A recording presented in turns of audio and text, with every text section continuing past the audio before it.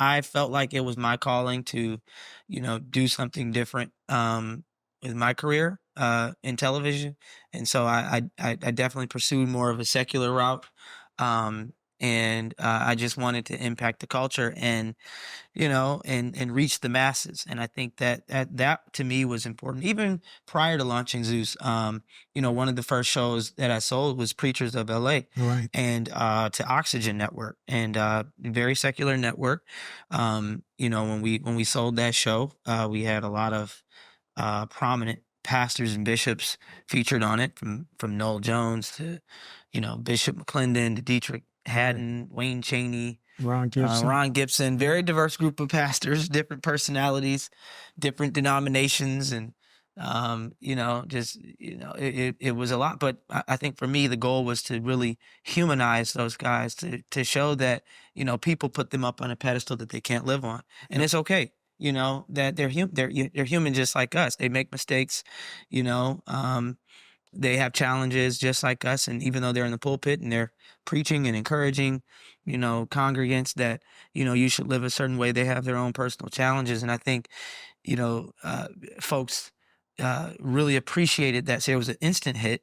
We ended up franchising it to multiple cities and states across the country. We did a couple seasons of LA, and even producing on Mary Mary, the Sheared Show. It was kind of like, for me, how do we humanize these guys? How do we allow the church to, evolve past just the four walls, so to speak, and just, in this box? And, mainstream media operates completely different, than Christian television, and just with the church and the TBNs of the world. I mean, those types of programming are just, they're just different, and they don't reach everybody. So for me, it was important to create programming that, like I said, is a little bit more mainstream, very, very, and that reaches the masses. And for me, I feel like God put it on my spirit to really, change a generation. That was kind of like, I feel like my calling, like, how do I change a generation at a young age, in the media space? And so, over time, yes, I after selling those shows, I wanted to launch my own network, and didn't want to launch a faith-based network, something that I felt would be interesting and different, which was aggregating a lot of influencers to have their own shows and to monetize in a different way. And because I felt like Hollywood really didn't value certain talent a certain way when it comes to what they make, and the deals, the opportunities. I just felt like with Zeus we would have a completely different type of experience. And so yeah, I launched it. I know it's today is extremely successful. I understand it's very provocative, it's very salacious. Some would even call it very conflict driven, loud, raw, real, uncensored, unfiltered. But we are impacting the culture, and we have a lot of shows that people are paying to watch. Yeah. So Zeus is at this point we're outperforming the BETs and the MTVs and VH1s of the world. We're charting and trending every week in the app stores. We have millions of paying customers. It is a tremendous blessing, and this allows me to now make different types of investments with the network. So yeah, it's a lot going on at Zeus. Yeah, no, you are on Mount Olympus with Zeus. Yeah. This is the largest demographic of Black people in our history since being in America who don't go to church. 20% of Black people, for the first time ever, 21% of Black people claim to be atheists, that they don't believe in anything. Right. That largest demographic of those is Gen Z and Millennials, which in large members are subscribers to Zeus. Yeah. The counter argument in dealing with it is the show's a success. Even people who hated it watched it. Right. Even people who hated it watched it.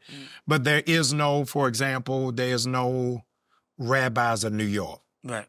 There's no imams of Detroit. Right. But it's only perceivably the black church or the black pastor that sees itself as a caricature. Even in memes, there's nobody out of the mosque saying they got mosque hurt. Right. Right. No, that's real. It's only church hurt. Right. That happens. Do you think in some way that you have embodied the rebel of the church? I would say, I don't know. I don't know if I would say that, but I understand that the spirit of what you're saying. Yeah. But I would say, I had a real interesting conversation with Noel Jones about, where we are, because I think the black church is changing. You're obviously you're killing it. You're doing your thing, but you're a very controversial, uh, pastor, but you push the envelope, and I think that our generation appreciates that, being non-traditional, evolving. And I think, we were talking about it, and I said, I'm more, the church is more in the gathering business. I'm in the connecting business. Yeah. I like to connect with our audience. Yes. How do we connect? How do we impact, or at least, get their attention so they can pay attention. People just aren't, they're just not connected like they used to. Why do you think, I'm asking you that question. Why do you think our generation isn't connected the same way? Well, in part because the parents of that generation made church an elective.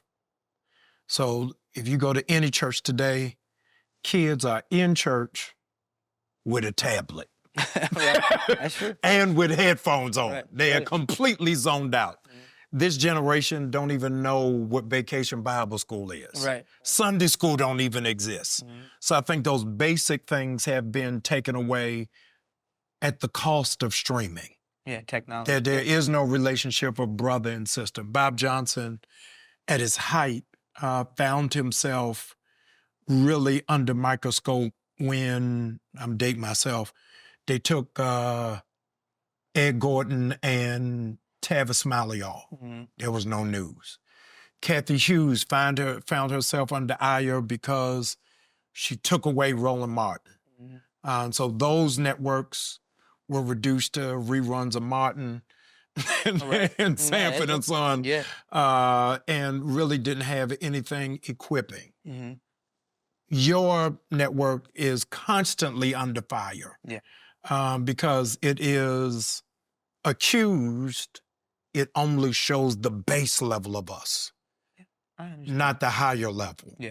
Do you feel any pull that there needs to be some balance, or am I just feeding the beast? No, I think, obviously our consumers, have an appetite to want to watch that type of programming. There's, look, we didn't create the formula, we didn't create the demand for, programming that may be, like I said, loud and provocative. Yeah.